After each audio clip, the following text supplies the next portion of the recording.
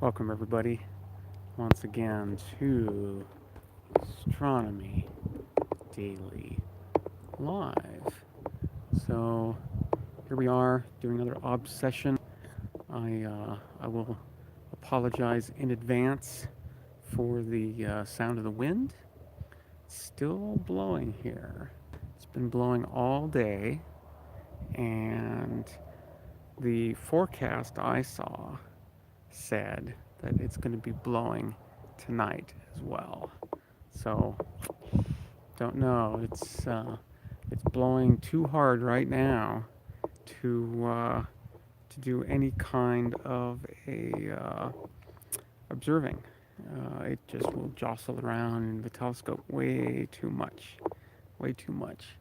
But so as you can see, I still have clouds too. Hey there, Bobby. I've still got clouds too. But you can see the west there.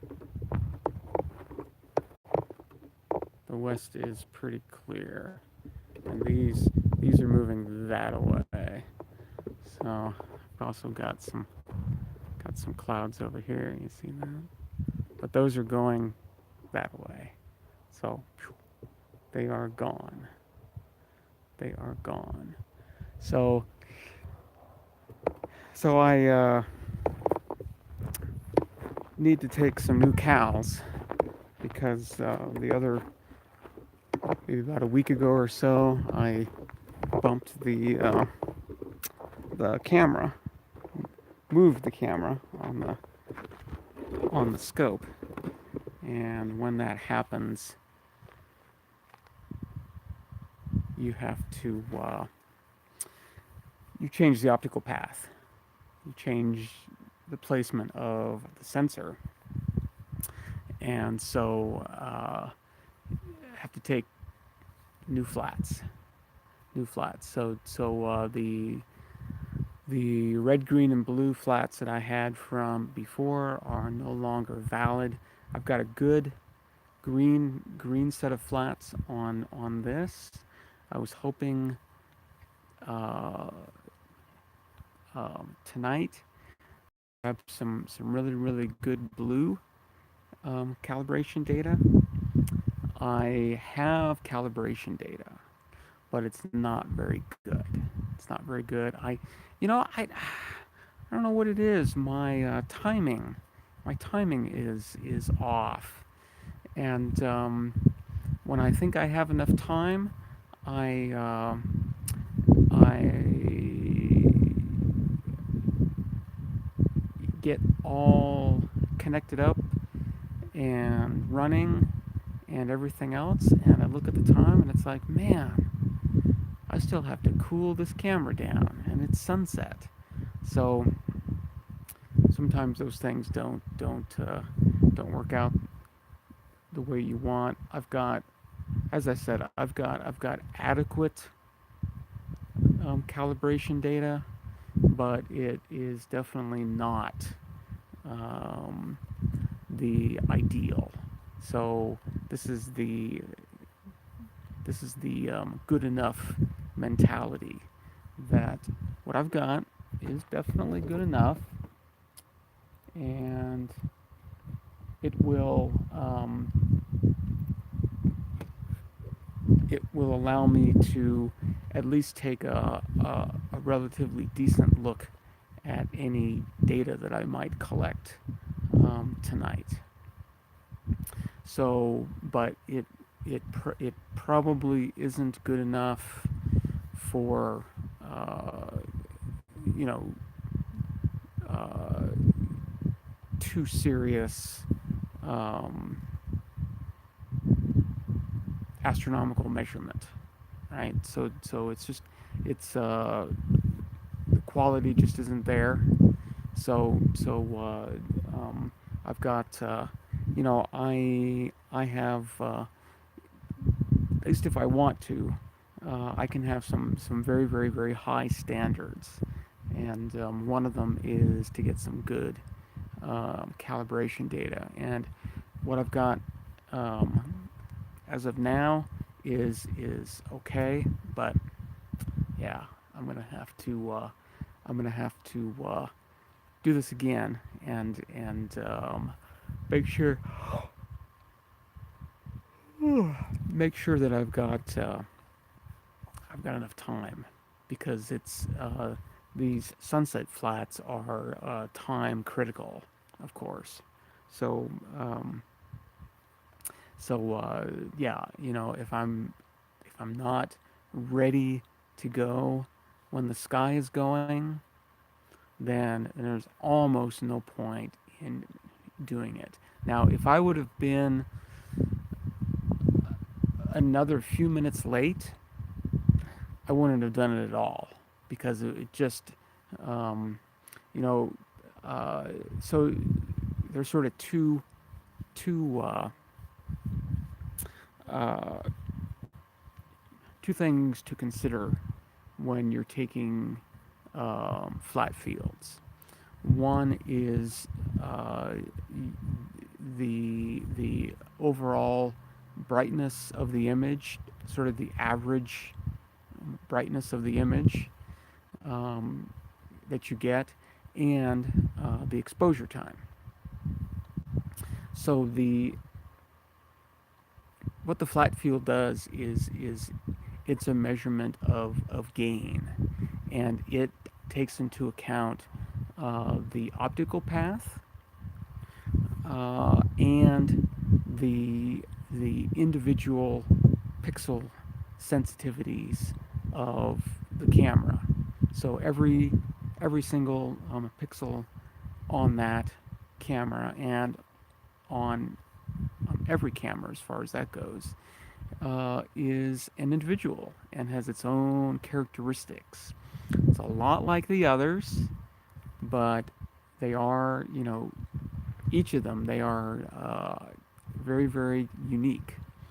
And so each of them has a slightly different gain character. So that's what the flat field um, is going to measure is the overall gain of the entire system, optics plus camera. Um, and so what you want to do is you want to um, uh, give give the pixels and give the optics sort of an adequate an adequate an adequate amount of light to sort of show off them at their best. And for the uh, for the camera, what you want is you want to uh, like in the case of these kinds of flats, you want to sample a range. Now, this camera is a 16-bit camera, and what that means is that I can have digital values that represent brightness that go from 0, which is absolutely no light at all, to 65,535. That's 2 to the 16th. Hey there, Chuck. Nice to see you. 2 to the 16th is actually 65536. But since I'm starting at 0, it goes from 0 to 65535. So what I want to do is I want to measure, or I want to stay in about the middle third range. So I don't want to be like really, really, really bright, because that is making the pixels work a little bit too hard, and they get a little lazy, right? When they work too hard, they start, not carrying those photons exactly right. I also don't want to be on the dark end, because then there aren't a lot of photons to carry around, and again, the CCD camera's a little lazy. But right in like that middle third is where I like to go, and what I like to keep the average values between like 25,000 and 50,000 counts, that range. And because this is a sunset flat, I can actually start at, for a given exposure time, I can start at, say, 50,000 and take, like 20 exposures that because the sun is setting and the telescope is pointing in the same place in the sky is looking darker and darker and darker over time. So I'll go from about a 50,000 count to like a 25,000 count. And then I'll change the exposure time. I'll raise the exposure time. Maybe I'll double it.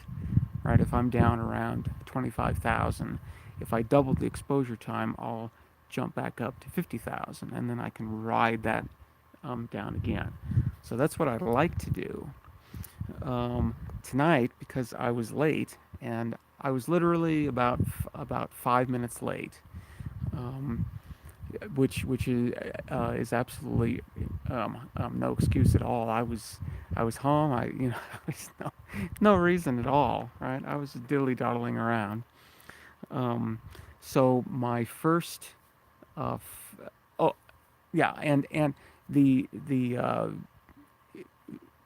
I want to take as short exposures as I possibly can because that is the least amount of read noise of actual noise or dark noise, I guess. Um, so if I do a short exposure, I don't get a lot of of that uh, you know um, underlying electronic noise and um, thermal um, thermal power. But the longer the exposure I have to take, the more noise I'm going to have in my flat. And so I like to take, under ideal conditions, I like to take a 1 second exposure and ride that all the way down, and then take a 2 second exposure and ride that all the way down, and then take a 3 second exposure, or maybe a 4 second exposure and ride that all the way down. Well, tonight I had to start with a 4 second exposure, and my average brightness of my first one was around like 30,000. So I was already on sort of the bottom half, and so that's what happened today. Is that I basically rode that bottom half through a series of 4 second exposures, a series of 6 second exposures, and a series of 10 second exposures. So that's why I say the quality of this calibration data, it's not going to be all that great, but it it it will allow me to um, calibrate the data that I'm hopefully going to be collecting tonight, and um, and allow me to get a, a relatively good look at things. But I'm going to have to take some new cals because that's just not very acceptable. Okay, so it's definitely getting dark. I'm finished with my calibration data now. I took my flats, and then I took my corresponding darks. So I am set to go in terms of calibration.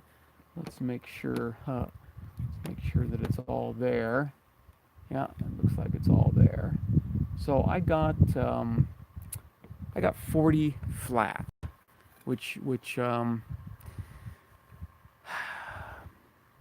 I like to get maybe 60. So that's why I say it was just bad timing on my part. If I would have been out here and ready 5 minutes earlier, it would have been much better. So, yep, that's how it goes, though. That's the life of the astronomer. So, yeah, so hope everybody's doing well out there. Let's see, it is 2:14 UTC, and it is an Obs-Session with Astronomy Daily Live. So this is the in in terms of UT, this is the 3rd of April, 2019. It's already the 3rd. I'm yeah. It's gee whiz. Okay. Well, uh, that's how it goes, I guess. Anyway, so I can take my T-shirt flat off of there, and I'm gonna go. Um, uh, I'm gonna go take care of that. I've got a special place that I put it, so it never gets lost or anything. Because if I can't do my T-shirt flat when I want to, there is no point in doing any of this. Got to calibrate your data. There's just no way around it. If you want to make proper measurements, you've got to calibrate your data. There's just no way around that at all. There's lots of ways of doing that. I don't have to do it this way, but really, um, uh, this is the second best way of doing it, and I don't have the capabilities of doing it the best way. So I'm gonna go take this off, and I'm going to put it where it belongs, and I will be back in like less than a minute, okay?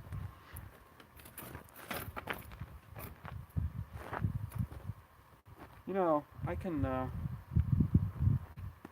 why don't I'll just take you with me. Yeah, I don't have to leave you anywhere. I'll show you the special spot that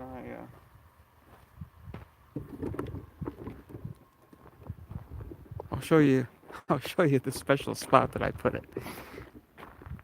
So, here, we can come out here, and you can look at the cloud situation here. So there we go.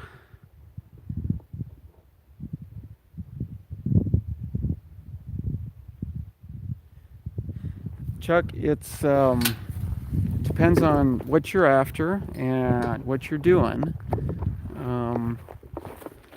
But you know, even if it's astrophotos, you'll notice a significant difference. So there we go. Now safe in the car. um, so yeah, you know, even if your thing is just photography, you will notice a difference for sure. When it comes to the kind of stuff I'm doing, it's essential. There's no way around it, and it's also fundamental, right? I mean, if I were to want to publish any of this stuff, I have to describe what I did to the data to get it into the state that I could make a measurement. And if I say, well, I didn't want to take any flats, so I didn't. But here are the measurements anyway. That's you know that's just not acceptable. So, but yeah, it really depends on what you're doing, and but ideally, if you can, you definitely should. And like I said, this is the T-shirt flat is the second best way. The best way is with what are called dome flats, and these are what the pros use. They actually have a flat screen in the domes, very flat, and they have these special lights that shine of like full spectrum onto onto these flat screens, and then the telescope looks at that. It gets full spectrum, right? So there's a wavelength dependence on gain as well, right? With with this camera at a wavelength of 3,000 um, 3,000 angstroms, the gain is zero. um, so yeah, there's a wavelength thing there too, which is why sky flats are the next best thing, because right at sunset there's this piece of the sky, there's an area of the sky that looks very gray. It's just a grayish, slightly bluish color, and that's where you want to point things. All right. Well, I'm ready to go ahead and sky align. The wind, as you can probably tell, and my apologies again, but you can probably hear that the wind is still blowing. So I'm still not can't do it. There's just no way. uh, Now, what I do have to think about, though, and I wanted to do this with you, is think about the observing plan. Um, I know what targets I want to go for, but I have to determine the order, and there's one hard time on one of the targets. So, but let me. I'm going to go ahead and do the sky alignment again, and get the scope ready to rock and roll here. The camera is ready, so now the scope has to be ready. And I'm going to now rearrange you a little bit so you can see the screen. I'm going to try really hard to not mess a lot of this up. Oh, you know what? I'm going to have to switch you off again, because I got to change the brightness of my screen on the smartphone here. So get you all lined up here, though. We can get you all lined up, and I can actually run. Let's see. Go up.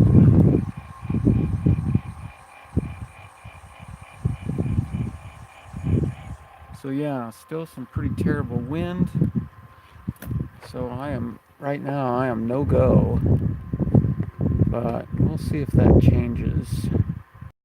So I'm going to set the exposure time here to 0.1 seconds, and we'll go for all that, and we'll go 3x3 binning. And we're going to turn off autosave, and here we go.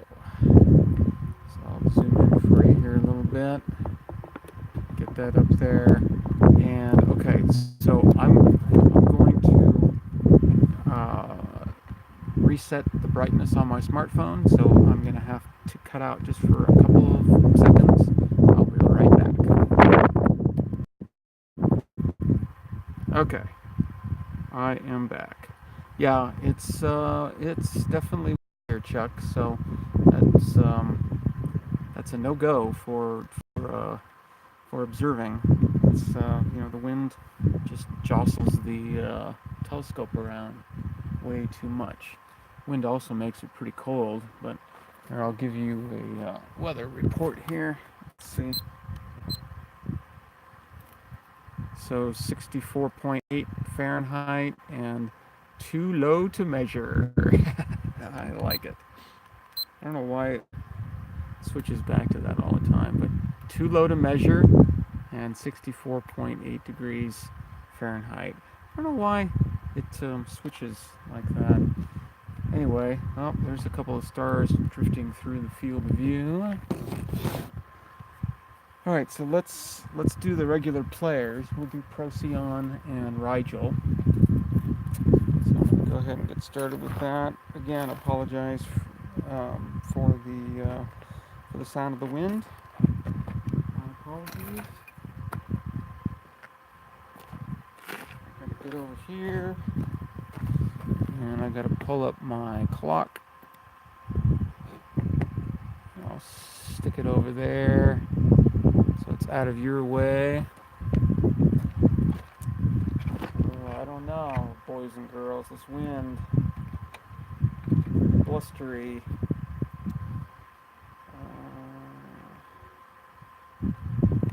Two-star alignment, and we're gonna go with 1926 00. Gotta wait about half a minute here. All of a sudden, that wind just started kicking up a little bit more than what it was. It was sort of trying to die down, but wow, it's pushing now. So I've got about 10 seconds. 10, 9, 8, 7, 6, 5, 4, 3, 2, 1, and it's 0402 here. 19. Okay, so we're going to go to Procyon first. Do the usual thing.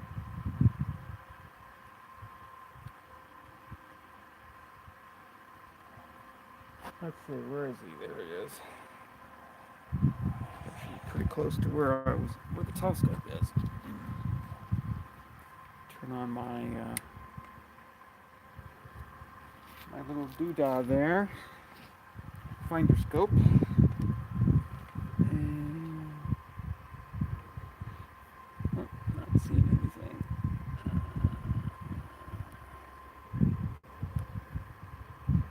There it is.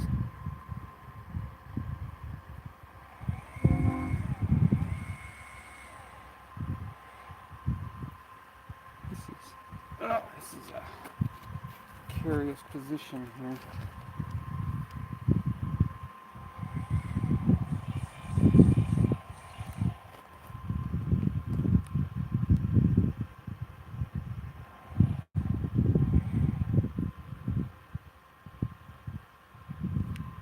Come on, eyes, you gotta focus.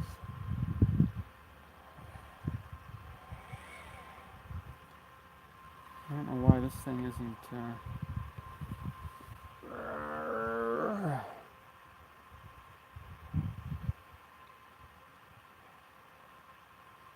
that's pretty painful.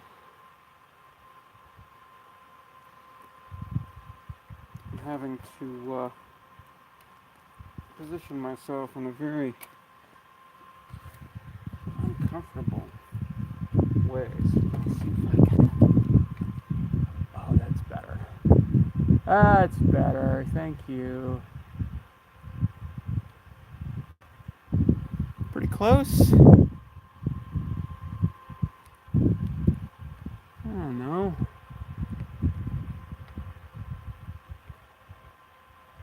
Pretty close there. Come on, where are you? There you are. Howdy, Procyon.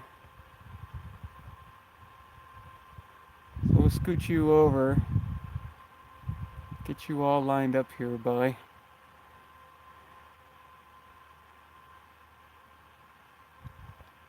Scoot you down a little bit. Get him right in the middle. Come on.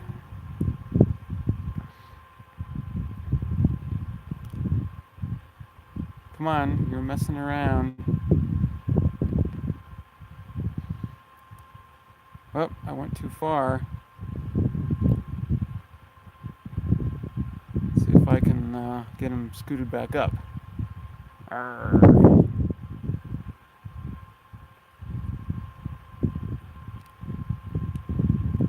Okay, scooch him up. It's probably too far. Nope, not far enough. Scooch him back. Trying. Get him pretty close to the center. Come on, you can do it. Closer to the center I can do it, probably, hopefully the better. slowly drifting up there. Come on. There we go. Come on, just a little bit more. Man.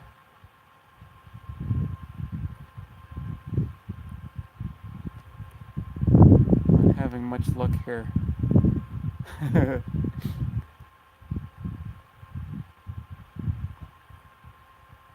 I'm not really in any hurry. It's getting nice and clear though.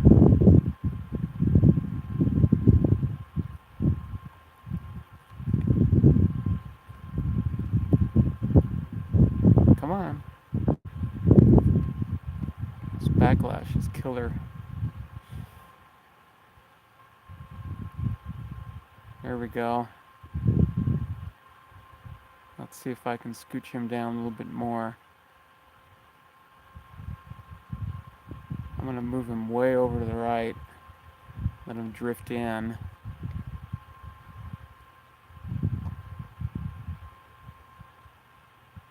Man, you're really moving.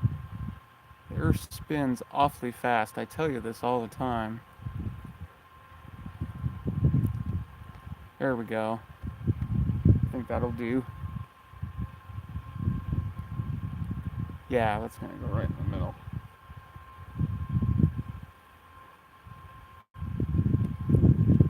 Here we go. Ready? Bam. Okay. Now Rigel.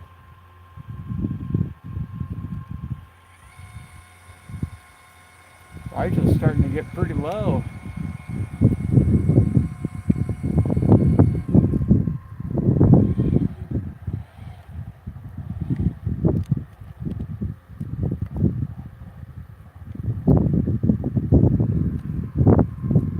Pretty close. Yeah, I see him up there. There he is. Man, I think he's going to go right through the middle. Look at that jiggling. Yeah, look at that. That thing's going to go right through the middle.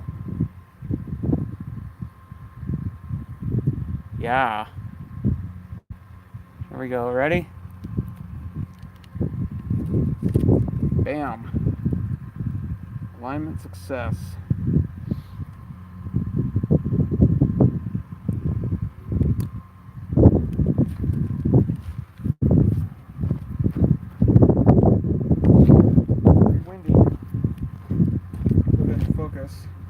Now this is the blue filter. I'm going to switch back to green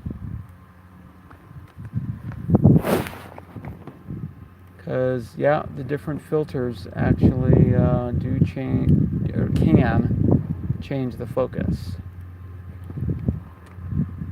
So switching filters.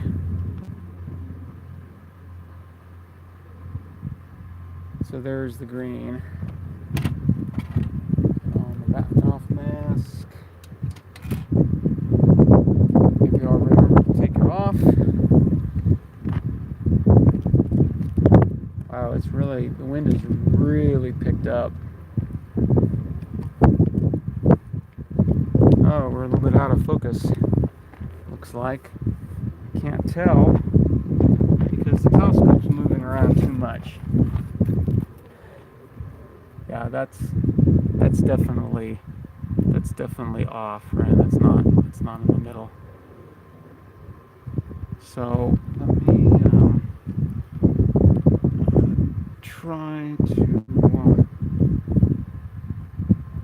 scooch him up a little bit, and we'll give it a good focus. Scooch him that way too. There we go. Alright, let's see if we can do I'm just going to go one way, go counterclockwise. See if that makes any improvement. Oh, a little bit too far. Come back a little bit. Scooch him down.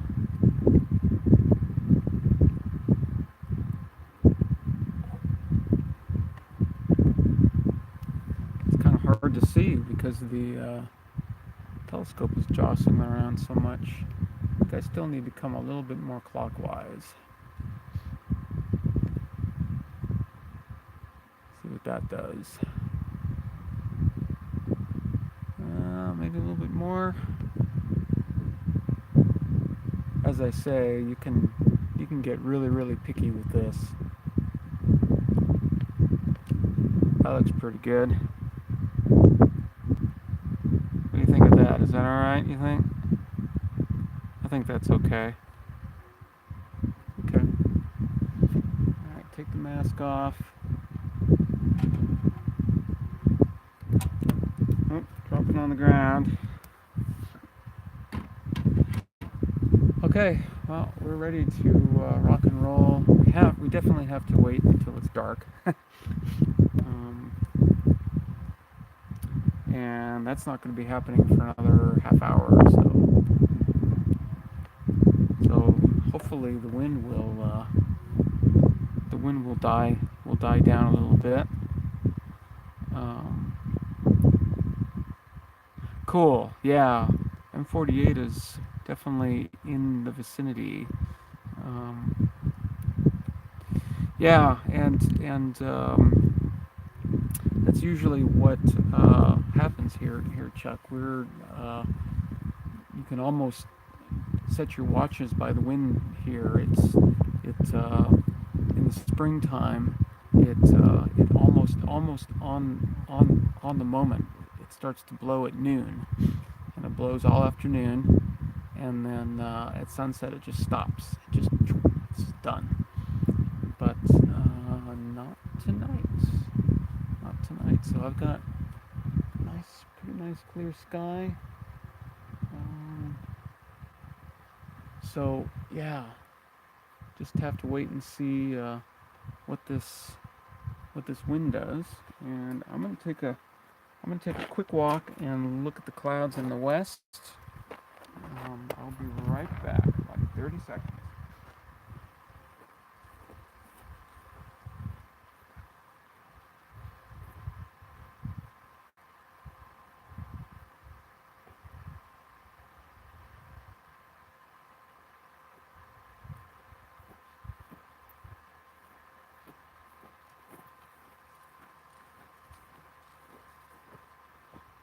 Okay. Yeah, I think we're gonna be all right. There's a patch of clouds that is moving just to the north of me, and so I'm seeing a little bit of that, but it ain't bad. Ain't bad at all. So here's the objects that I want to get some data on.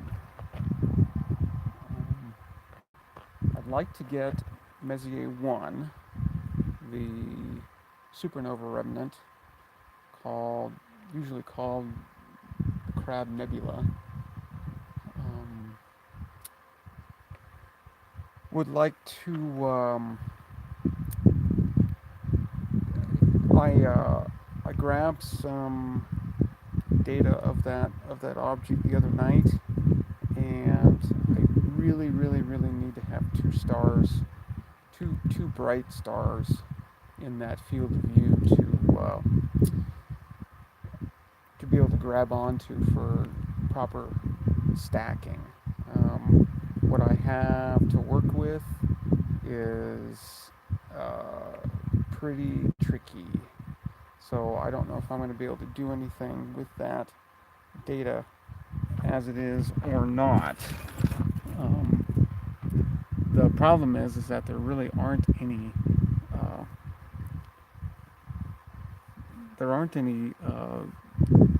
really bright stars next to M1. We can look at it with the chart here.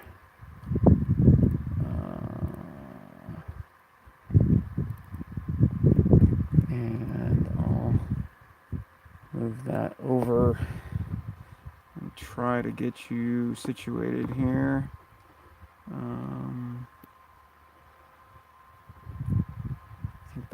I think that's the one.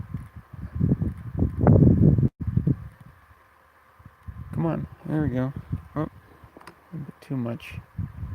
So, of course, that red dot is the location of Messier 1. And as you can see, zoom out a little bit, there is a pretty bright star here. This purple box is the size of my field of view. So that's 12 arc minutes by 9 arc minutes. And the thing of it is that, you know, because of where M1 is in the sky, this box is going to be at some angle, right? It's not going to be like this. It's not going to be seeing that portion of the sky. So I think what I'm probably going to have to do is just go back over there and look around a little bit. You know, even under sort of ideal conditions, the distance between M1 and this star is almost a full field of view. So that's probably not going to work. I've got these two guys down here. I've got this one, and I think what I'm trying to do now, I don't really I'm not familiar enough with this field of view to know, but I think I was trying to stack using this star and this little one right here. And you know, the code is just having all kinds of trouble with that because it can't lock onto those faint stars. So the faintest or the smallest dot on these charts are 15th magnitude. So this one here is probably, I don't know, 13 and a half, 13, something like that. But so I'm thinking that if I can get these two bright stars into the same field of view, then I think I'll be all right. I think I'll be good there. So that's probably what I want to do there. Now M1 is setting. It's over in the west. I mean, it's still really, really high up in the sky. It's probably, I don't know, 40 degrees up or so. But it's beginning to set. So I probably want to catch that one first. Now there's our Leo, which is the variable star that I just want to hit every single time I'm out here. And it is, I think it's too high to, yeah, I'm pretty sure its altitude is too high for me to see at this point. I can only point up to an altitude of about 62 degrees. So that's probably out for now. But I definitely want to get him. There's also M65, which I want to get with the blue filter. I've got some great data with the green. I want to collect at least 200 images in the blue, because then I can look at the color. I can actually subtract the green from the blue and look at the colors of these things, and then I can look in the galaxy itself and see if there are any differences in color, like between the nucleus and the spiral arms. I should be able to notice the difference in color. I should, and that's um, color's a good indicator of lots of things. It's sort of a jumping off point.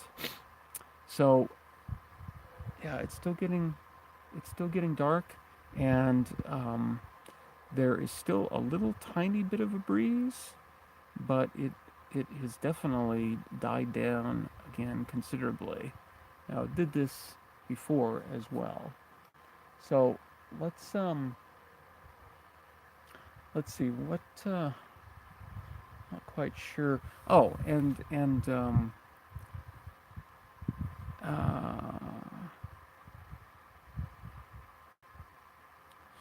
um well, Chuck, the I think that's Chuck that asked that. Yeah, um, with a with a 3 second exposure, I can see down to about, I don't know, maybe 13th magnitude, 14th, um, or so. Yeah, 14th magnitude, I would say. Um, yeah, and then after I stack them, of course, I can even go deeper than that. So, but yeah, 14 is about right. Maybe even a little bit fainter too, because I actually made my charts to go all the way down to 15, and I think I can see some 15s. So yeah, 13, 14, 15, something around there. Um, so the other target of interest that I definitely want to try to shoot for is this really intriguing eclipsing variable star called um, HW Virginis, and you know,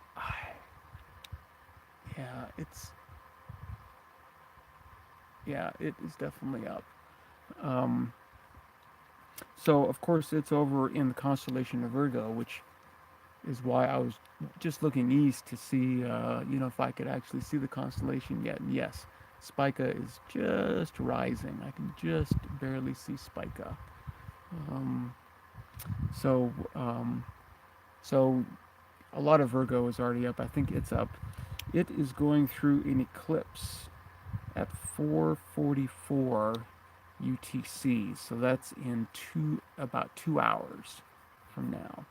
And this eclipse only lasts for like 20 minutes. It's really short. This is the eclipsing binary star that has um, an orbital period of 2.8 hours. So, um, if I wanted to stay up um, um, 3 hours after what 5:04 UTC, so somewhere around 8 hours UTC, there'll be another eclipse.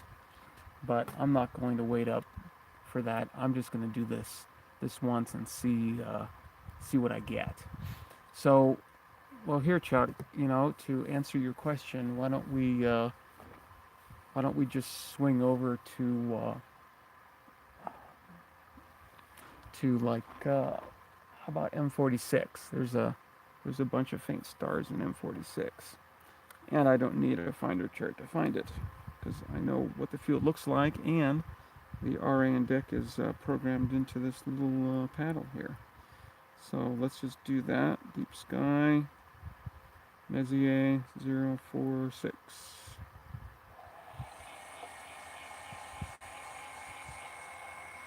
And I'll show you what the limiting magnitudes are. Hey, Arnstro. Yeah, that's I actually saw that paper too, at least the title, and I think they're talking about sort of regular binary stars. These that I'm talking about are sort of special case ones where they're very very um, close to one another and all that, and that's actually a known thing. It's called the reflection effect, and you can actually see it in the light curves. So that's a known thing for close binaries. I guess it's just new because they're seeing the same kinds of things in um, in wider binaries. And of course, all that is just a testimony to us being much more sensitive. All right, let's see what we've got here. Let's knock this up to let's do 2 seconds and see what that does, and we'll go from there. So there's a few stars in there. Let me see if I can find my little square box, and we'll definitely be able to see the planetary nebula too in here. Let me scooch around a little bit, see if I can find where I usually go here. So that's a 2 second exposure, as I said. And I'm trying to move all these stars up. It's trying. The wind has almost completely died, by the way.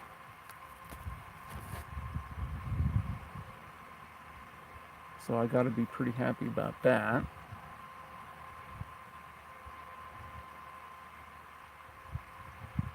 I'm going to scooch them to the right as well.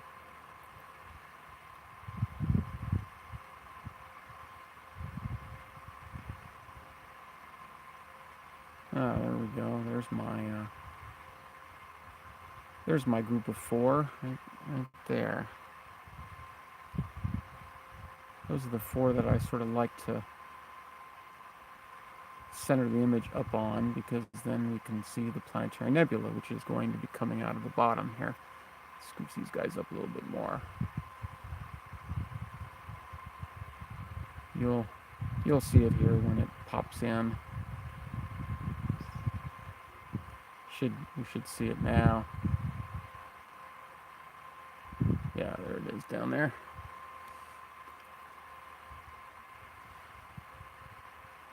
So that's a 2 second exposure, Chuck.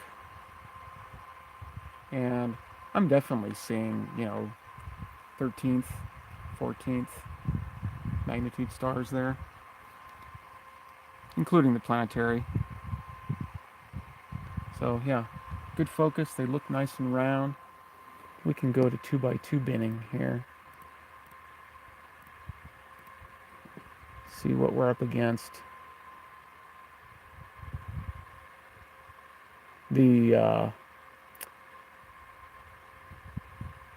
This software auto scales, so the values are actually pretty darn low.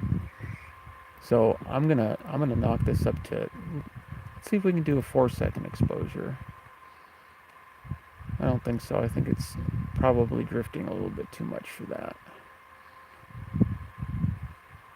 Yeah, let's scooch that down. Let's see if we can remove a little bit of this drift.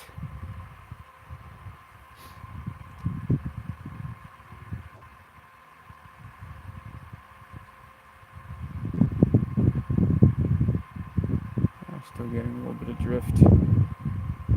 Oh, sorry. I changed image sizes on you. Hey there, Ingrid.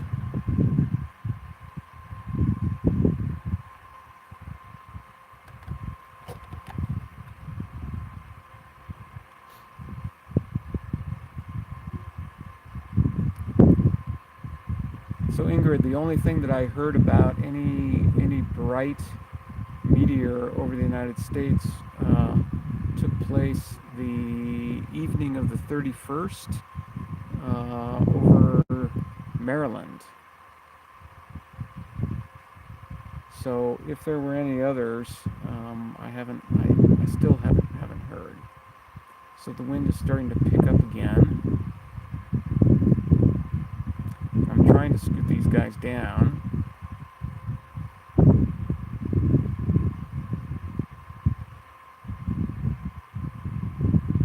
But I think 4 seconds is probably a little too much to ask the system today. Still getting quite a bit of drift.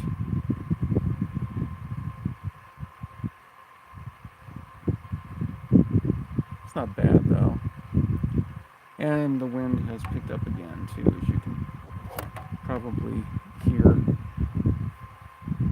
So, and that's why those images are looking a little streaky too, because because the telescope is jostling back and forth like that. So, actually, when it settles down, like that one isn't too bad, but it's jostling around again. So, I was talking about how the light ends up somewhat polarized. Very cool. Yeah, very interesting. Very interesting. Yeah, sorry about the wind, Ingrid.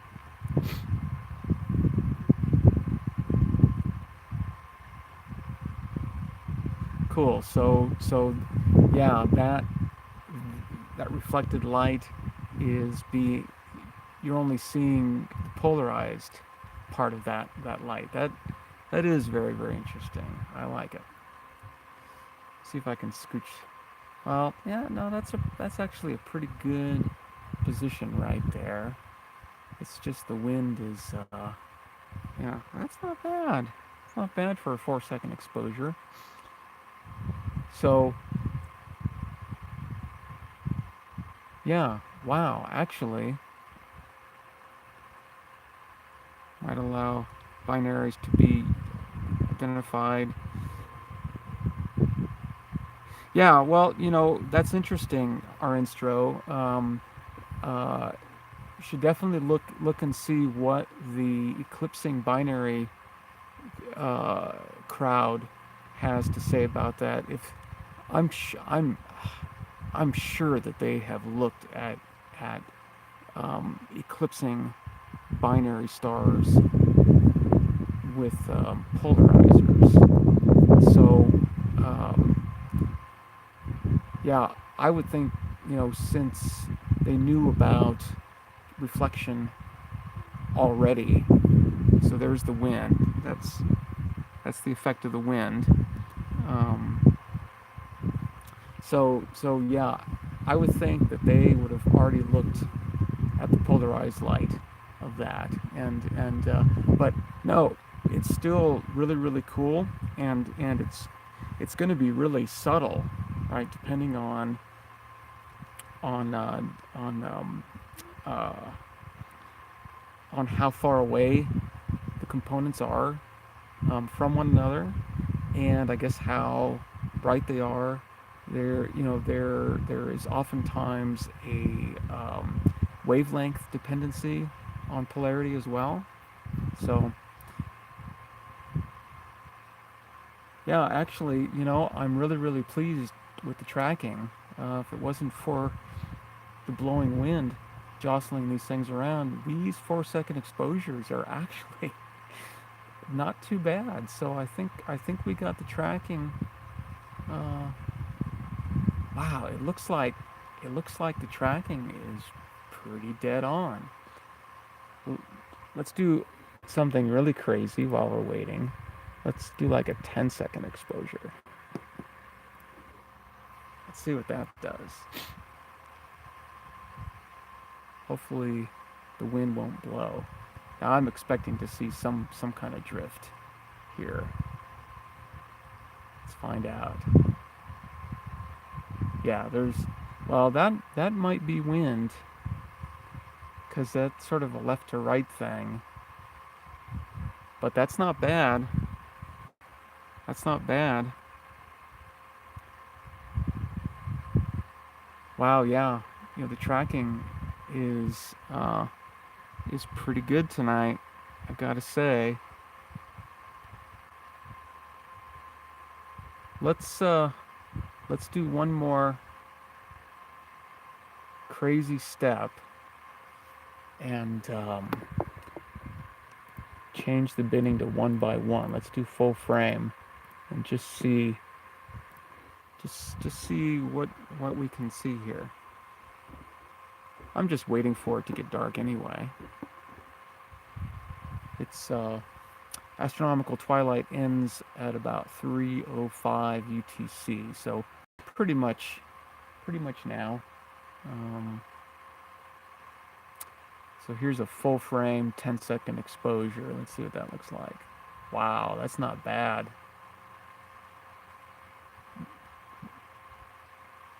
The tracking is really, really amazing.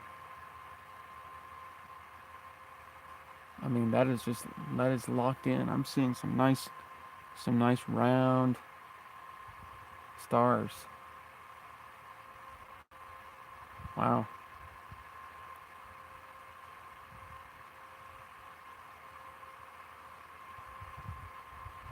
Yeah, so this is the M46 region. You can see that there's a little planetary nebula right here too. But I cannot believe that these 10-second exposures are looking this good. I'm really impressed.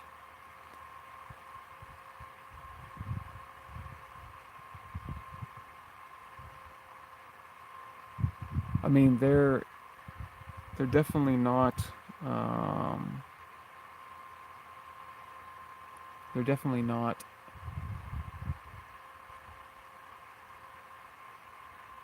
perfect, but I'm pretty impressed with that, actually.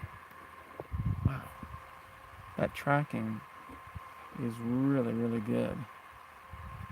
I don't think I've ever done a successful 10-second exposure, so pretty cool.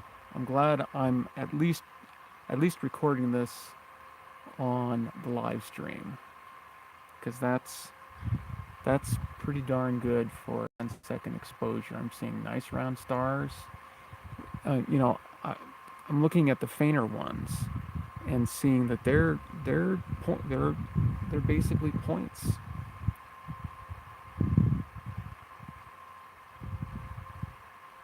So that moved a little bit. Getting a little bit of wind again.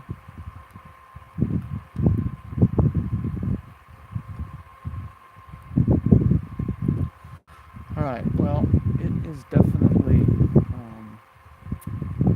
past astronomical twilight. So it is about time. Yeah, see, that is all wind. See how it got all fuzzy like that? That's probably hard to tell on that screen, but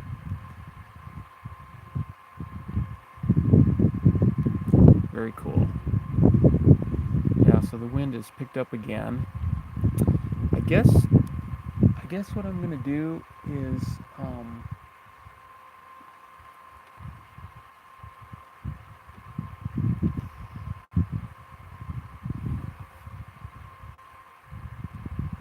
let's do M65 first. Let's do M65 first. Grab a couple hundred images there, and then I'll go over to M1. All right?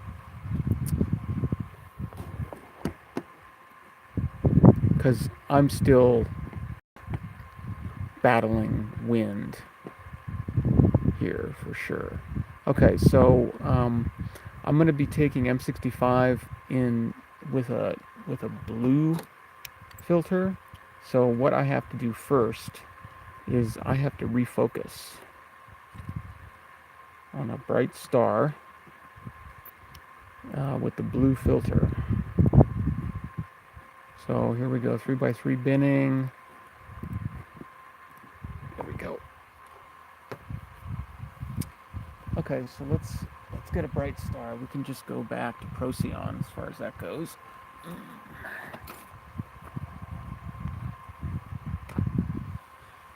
Let's see. I'll get you set up here so you can watch the fun games. And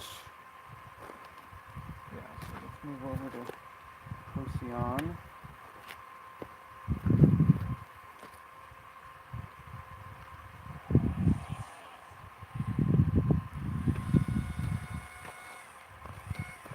Myself positioned in the funky way that I have to. And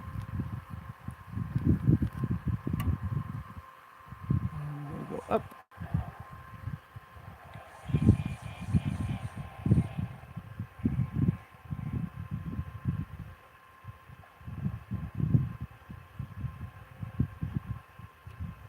Pretty close.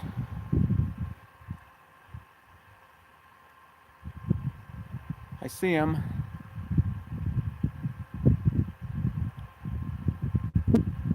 Hello, Procyon.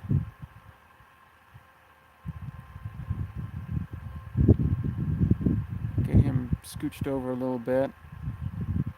Okay, that's probably good enough. That over there. Put the Batnoff mask back on. Gotta focus for the blue. So there's the Batnoff mask on. Let's see what it looks like here. Well, it's a little bit off. I'm gonna go clockwise.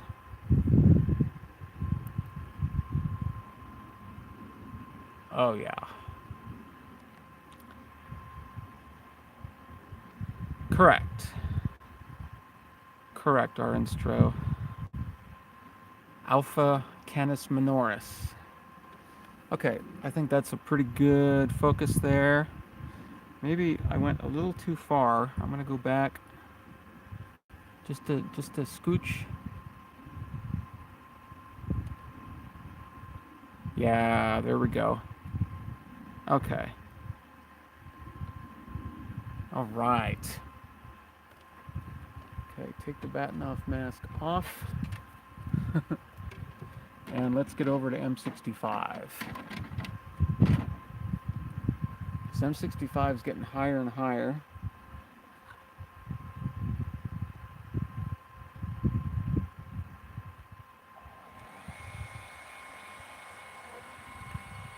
And so the sooner I can get on this bad boy, the better.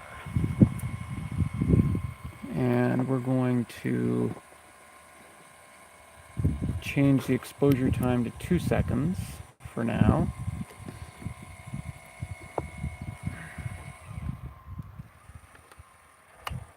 And I need to do that. Okay.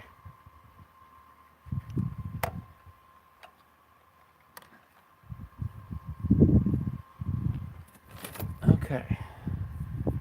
Wow, so I see absolutely nothing. Absolutely nothing.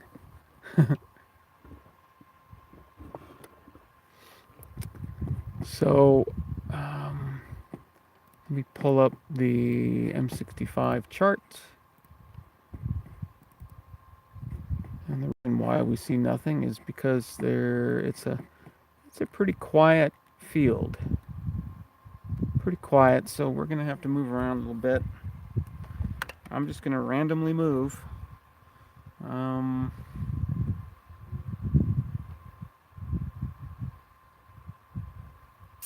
Yeah, no particular reason. I'm gonna go this way. Let's see what we can see.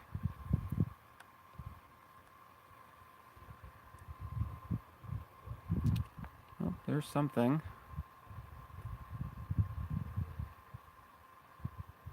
There was something. 2 stars.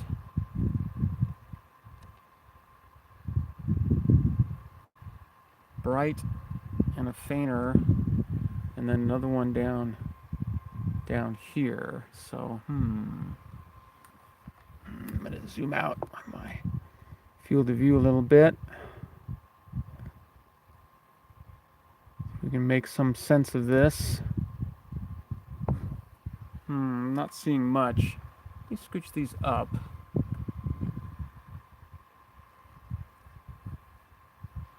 See if there's something else around. This is the hard part. So I started about 9 minutes after.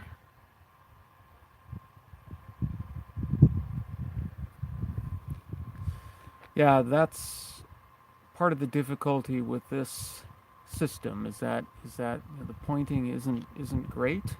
So I always need to find my target. That's why I've got charts. And as you can see, I've got the charts right next to me there. So I'm just moving around. Wind has picked up again.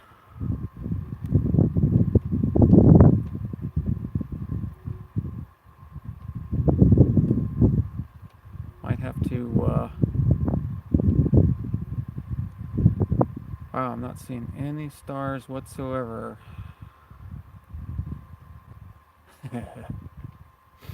It's a pretty barren field, so I'm not too surprised at this. I'm also not too worried because eventually I will see a star and I will see a pattern.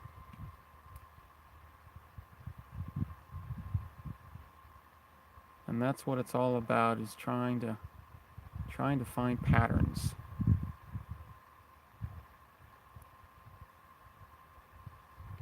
So we'll see what I can do here. First, have to see a star. That's a pretty important aspect. And that thing that I first saw right at the beginning wasn't giving me any joy. So you have to move on. There was something, but I'm going to keep going, I guess.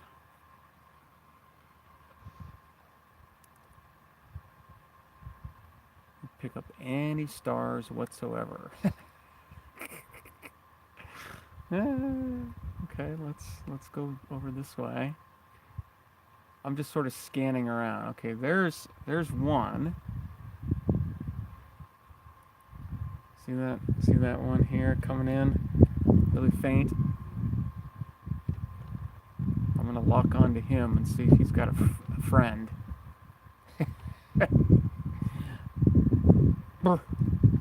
That wind is cold.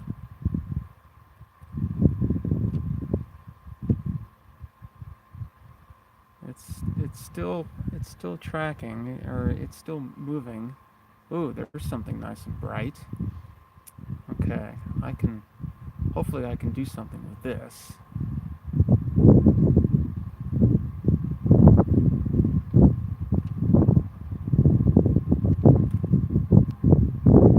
Okay, so I've got a bright and a dark.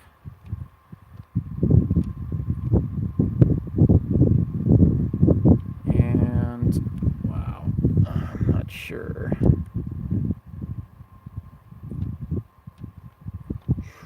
No, it can't be that. I'm looking on my chart to see if I can see that pattern. And let me scooch him.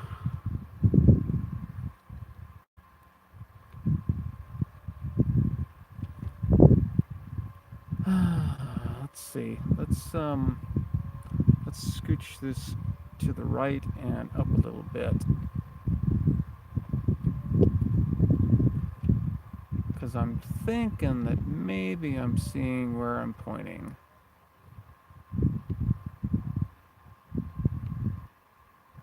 I think.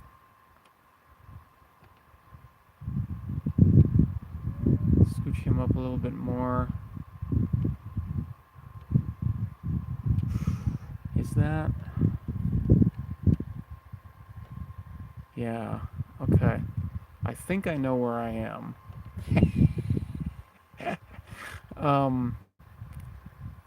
Wow. Okay. Yeah, that would make total sense. Okay. I'm in my backyard, Ingrid. I just have to walk outside, and I'm in one of the darkest places on the planet. So yeah, I'm very, very blessed. Okay, but now what I have to do is I have to get to where I'm going. And actually, I can show you. You see that star and that faint one? Those three? I think that's the bright one, and that one, and there's a faint one. Just went off screen. So I think that those are those three. So what that means is that I've got to get way over here, though. Right? I have to get way over here. So I think what I'm going to do is I'm going to shoot over to this one, and then I'll shoot down here, and then I'll come down. That's probably the easiest way to do it. So basically, I just have to. I've got to go. I've got to go sort of that away. So I'm gonna scooch. I'm gonna scooch this guy way over to the right.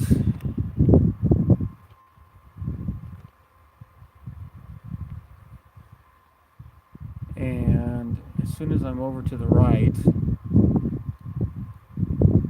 adequately, whatever that means,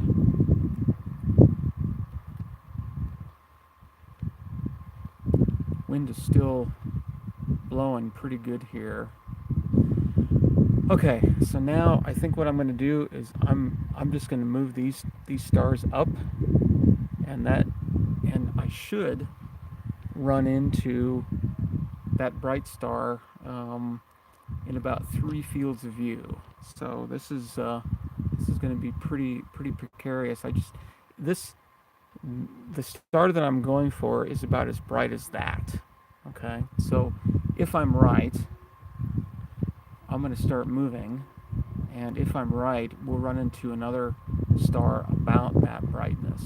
But between here and there is practically nothing.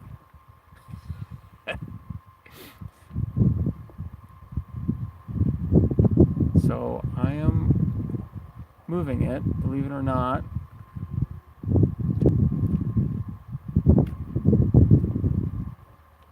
So there's a little star right here.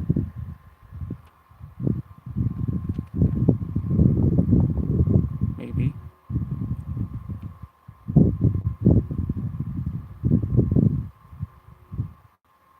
Oh, there's something coming in there. Aha. Okay.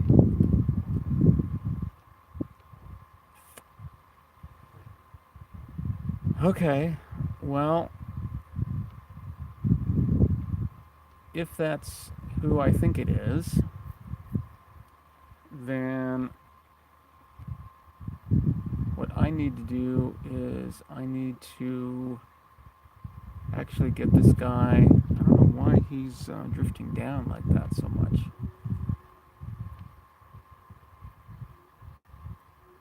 Okay, so now I think I'm over here, and I'm seeing this one also. So I'm seeing this one and this one. That's these two. So now I need to go down to this bright one here. So I've got to make that curve. So I think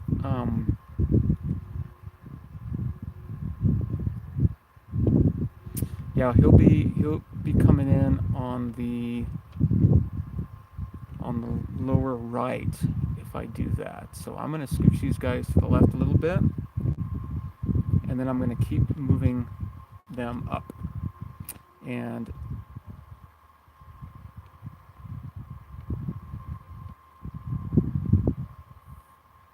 now, you know what? I want to move this to the, well, now I'm going to go for it right there. So I should be able to get that bright, this bright guy next. If I keep moving down, he should pop in on the lower right. Look at that nasty wind.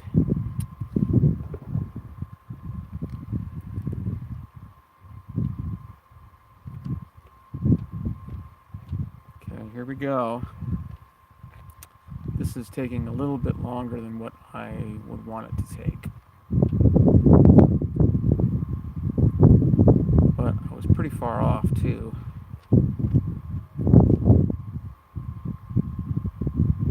So we should be seeing a bright star popping in if I've got my thing right here. Ooh, that might be him. That might be it. Looks pretty darn bright. Let's go over this way. So now I'm theoretically pretty darn close to it.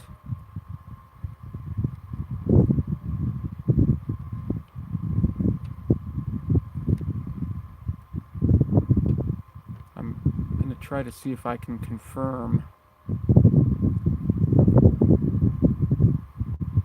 that bright star. It's going to be pretty hard because there's only faint ones around it.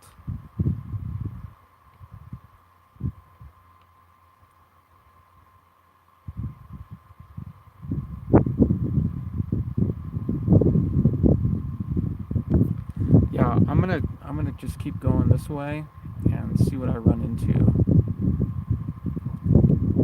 Wind is starting to pick up again, as you can probably tell.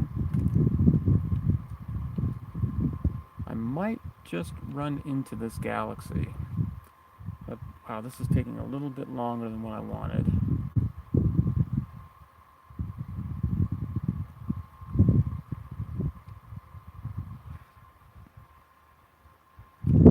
Yeah, it's not as bad as it probably sounds. You know how these microphones tend to exaggerate things a little bit. It's definitely blowing. It's not blowing like gale force or anything. But it's picking up here a little bit. Now I am not seeing a thing.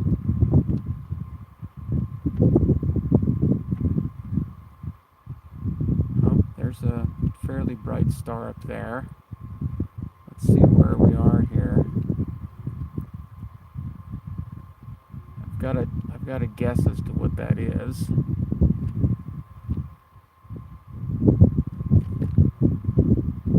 Looks pretty bright.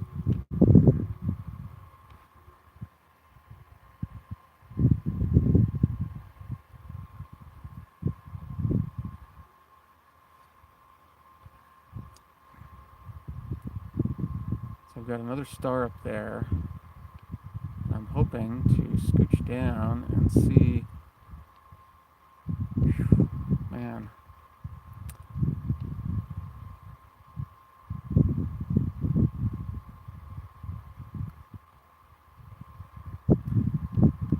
Scooch him over a little bit.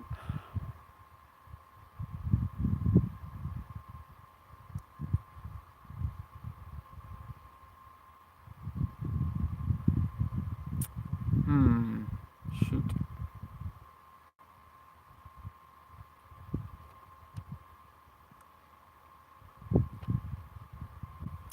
These are 2-second exposures, right? Yeah. Wow.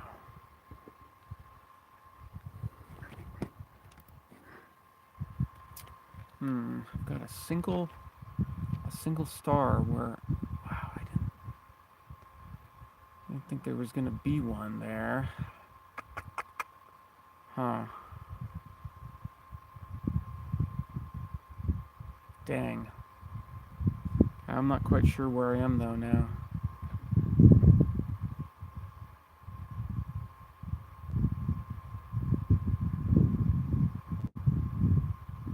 Cosmic rays there. And a moving star.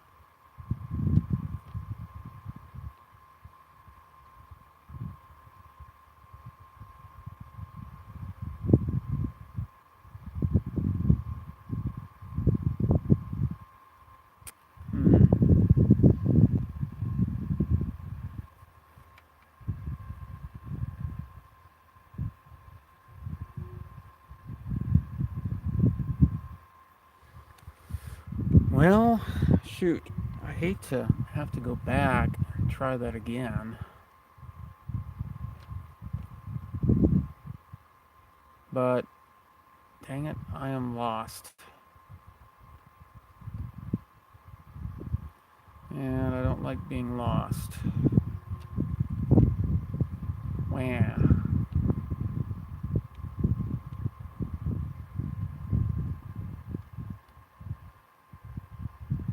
Yeah. Good for kite flying, not so good for microphones.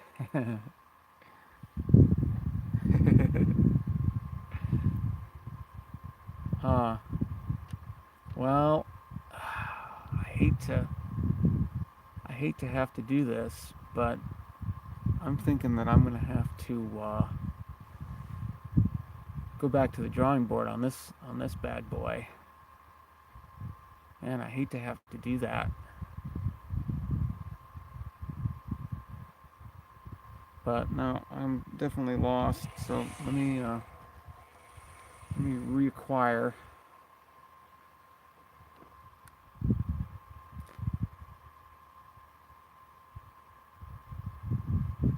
As I recall, there wasn't anything there.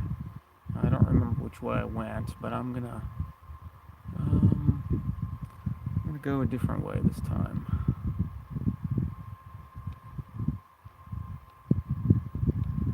Let's go this way and see.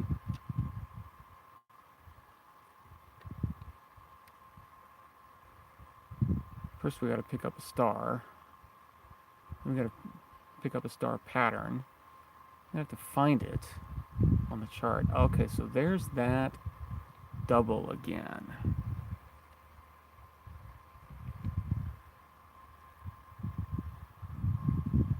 There's that double again, that really bright double.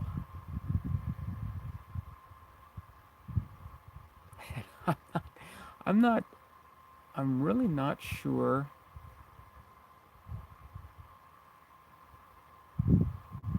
I'm not seeing, you see how there's the double here and then there's this star here that's right in line.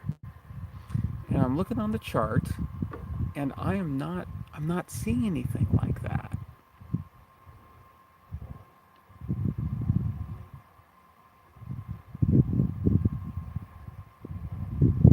Yeah, I am not seeing anything like that at all. I'm looking around on the chart.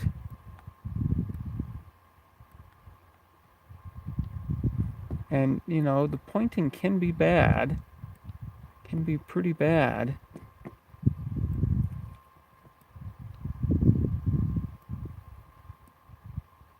But, no, I am just not.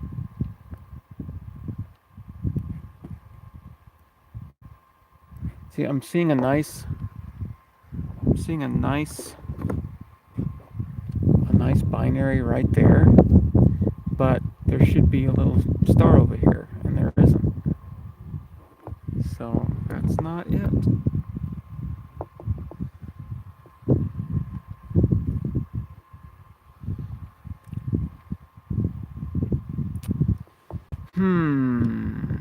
Oh, and there's another star way down there. Wow, this is getting a little weird.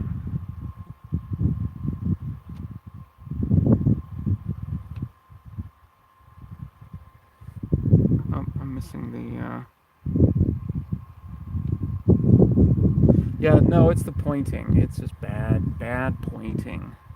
And that is nothing I have a lot of control over. So there's another fairly bright star down at the bottom. I'm going to try to... Well, it's way down here. So...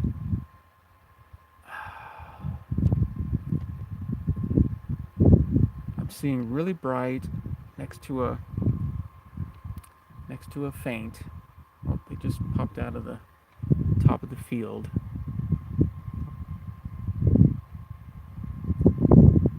let's try 66, just for fun, since it's right next door.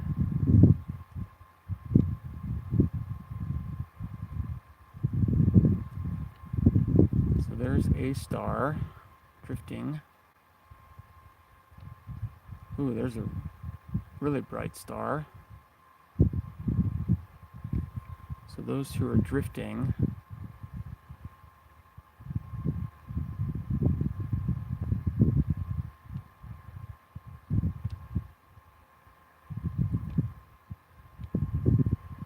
okay, so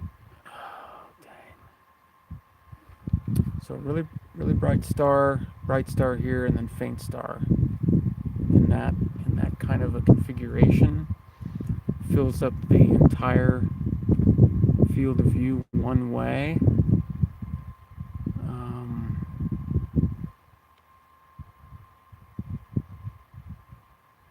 Wow, I'm not seeing that pattern. Let's scooch over here and scooch up there.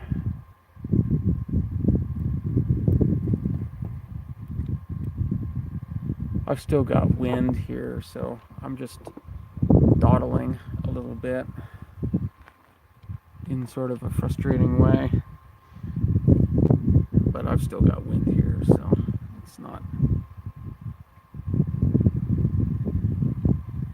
Yeah, well, that's part of the difficulty, Chuck, is that I'm dealing with such a narrow field of view that it definitely makes these kinds of things challenging. But if I can find a pattern, then there's no real problem.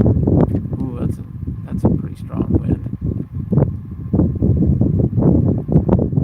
Yeah, the wind has definitely picked up, as you can probably tell. You know what? I'm gonna go ahead and record this, because this is the kind of thing that I definitely want to record. We're gonna call it. Let me put this down just for a sec. Call it M65. Oh, M65A. We'll start at 0.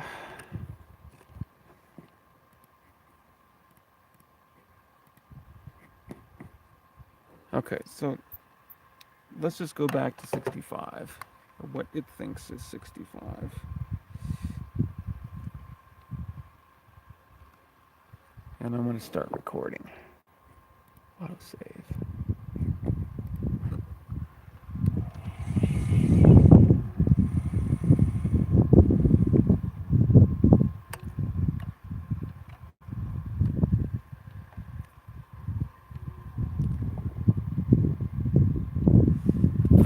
Okay, so we're back to the no star scenario.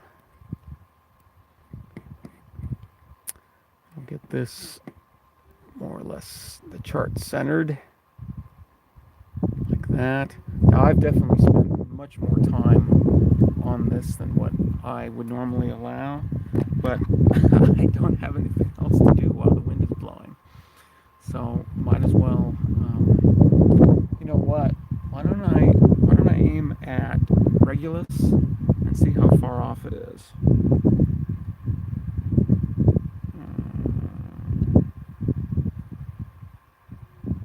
Let's go to Regulus. Let's tell it to go to Regulus. What it thinks is Regulus. Okay, Ingrid. Take care.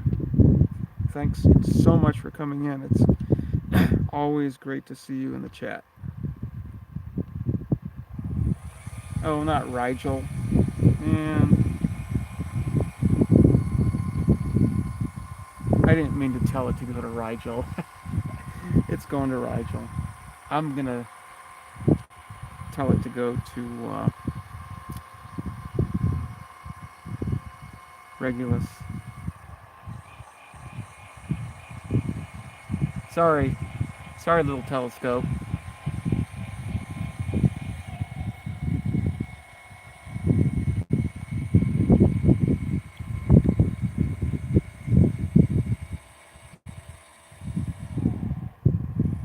See how close it gets.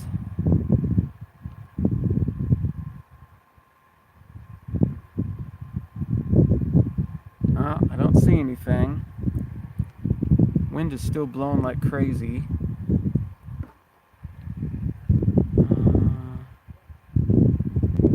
No, I actually didn't mix them up in my head. I mixed them up on the paddle. I just pushed I pushed the button too soon. There's a nice bright star of some sort, but that is definitely not Regulus. So I'm gonna try to see if I can see where this thing is pointing. It's really in a not a very good spot for this.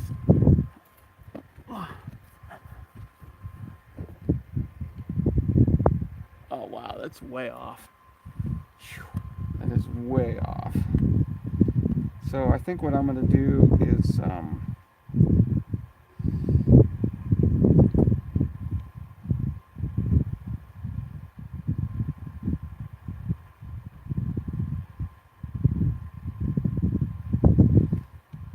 yeah, so I'm gonna just do another skyline, because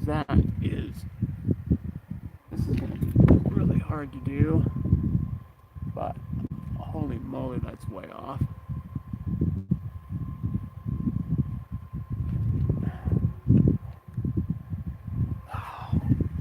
Let me see if I can do this from the other side.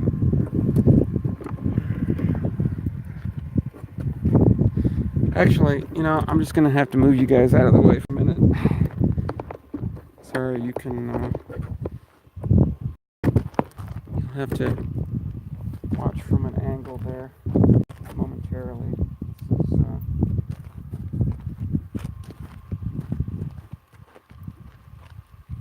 just because the tripod's just in the way.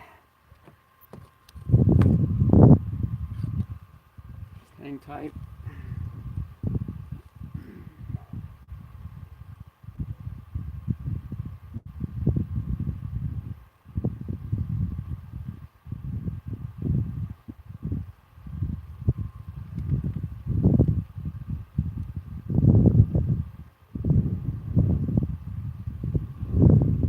Close there.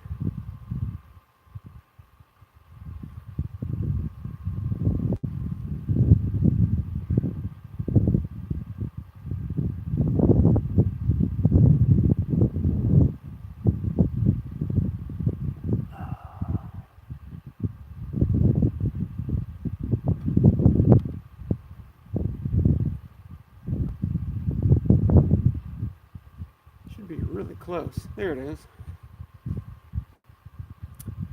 Okay, let me, I need to, come on, mouse. Jeez.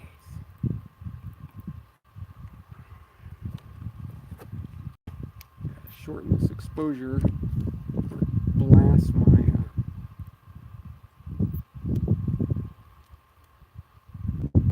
of course it's drifted out of the field.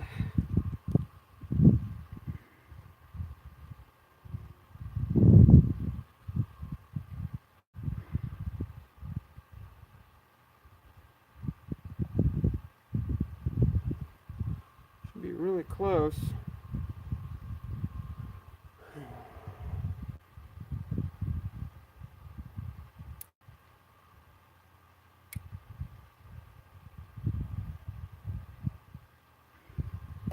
Pretty close there. There we go. Sorry you can't see this.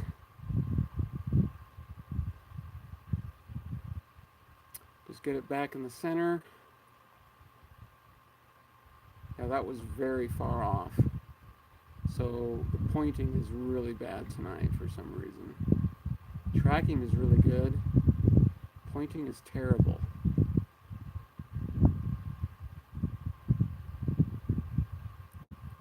So I'm going to try to get it back in the center.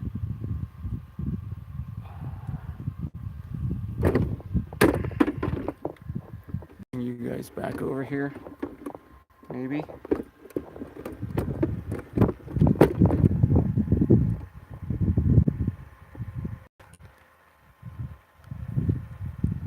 Get that guy in the center again. Wind is still blowing.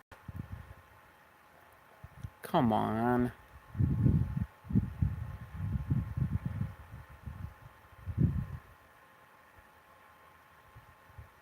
I'm going to do that. Okay, align success, it says.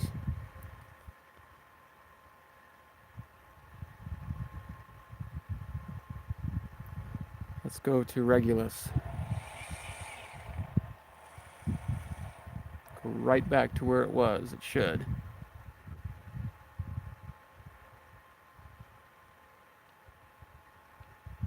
Nope.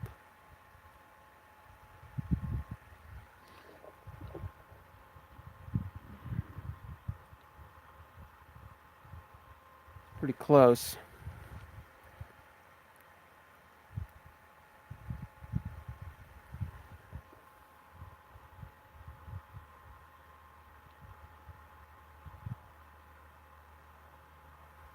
Be right there somewhere.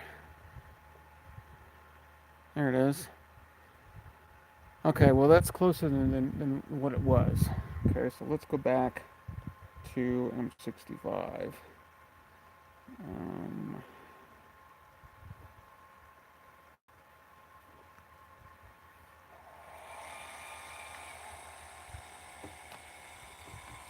Still got wind. It's temporarily died down, but it's still blowing.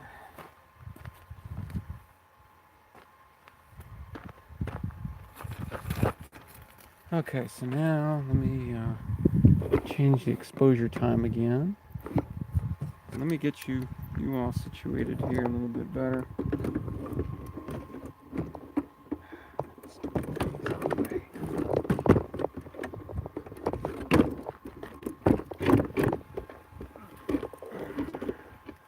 There we go.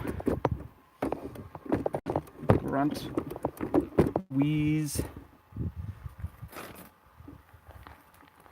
Okay, so let me increase this to 2 seconds again, and we'll see what we get here.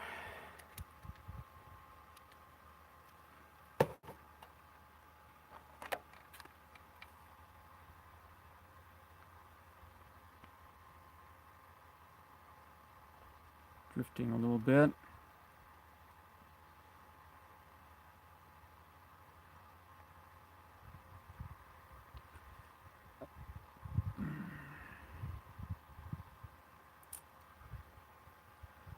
Think. No, that's not it. So there's one star in there.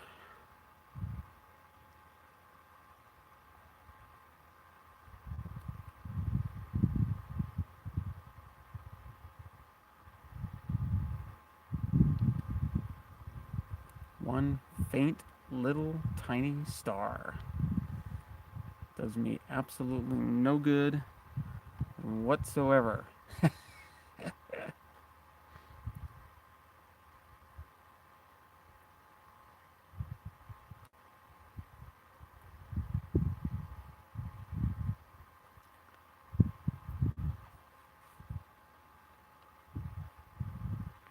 So I'm moving everything down.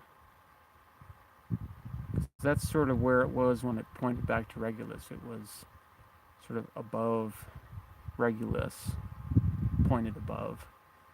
So I'm thinking that if I move everything down,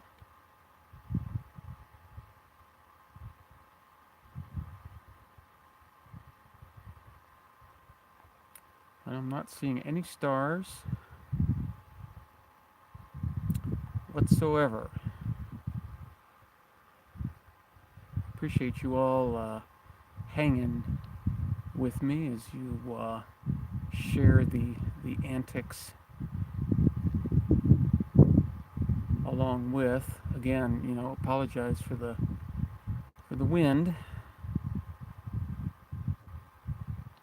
it's just cold enough that it's pretty nippy when that wind's blowing.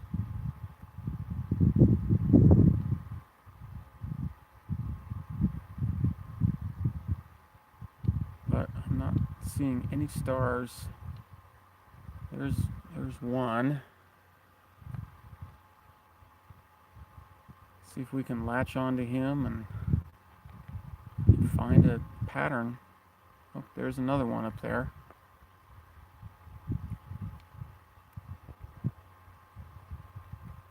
So there's two right next to one another. Promising.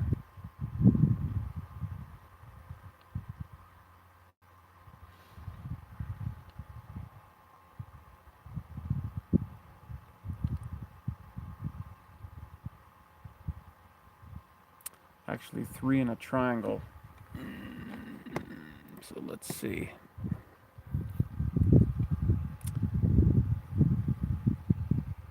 Two brights and a faint in a triangle.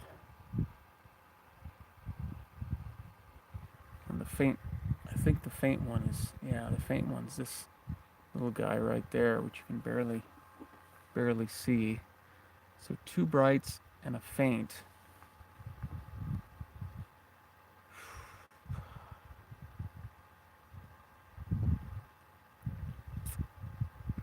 I'm just not seeing that at all.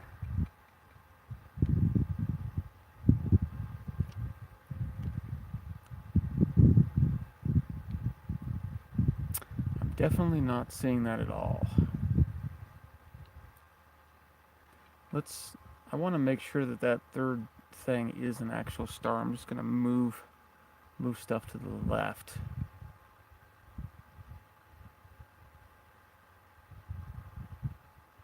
Yeah, it moved.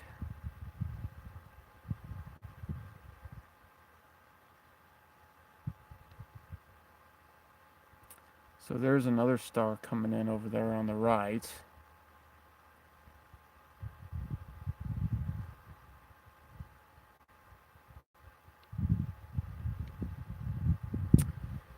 Yeah. Wow, I'm not seeing any patterns. It's maddening. It is absolutely maddening.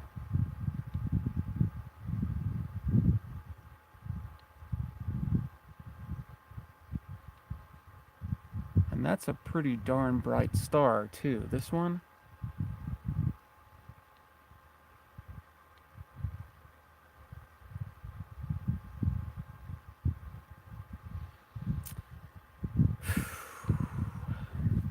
I don't know.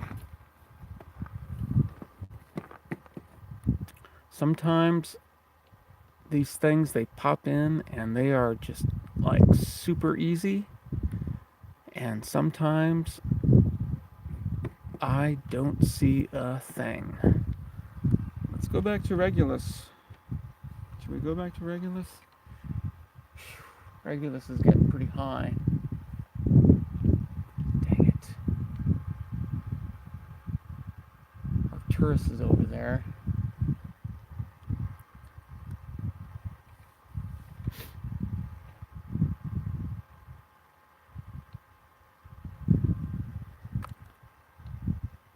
Yeah, I'm sure. I'm sure it's one of those hip stars. I'm sure it is. So let's move it down here and see. You know, that should be an extremely obvious pattern. I've got a bright one, two, and that one. These make a triangle. I should be able to see that no problem whatsoever. And I am not. I'm just not. I'm looking at the entire chart. Right? This is a 2-degree radius field of view. And heck if I can see that pattern at all within, 4 square degrees. I'm not seeing it. 4 degrees on a side, so that's 16 square degrees. I'm not seeing that pattern anywhere in 16 square degrees of the sky. Or I'm just blind, which is always a possibility. But that's sort of why I'm recording these, because I'm really interested in, you know, looking at these things in hindsight and being like, oh man, you were right there. That's what I hope, but no, I'm just not seeing it. I'm just not seeing it.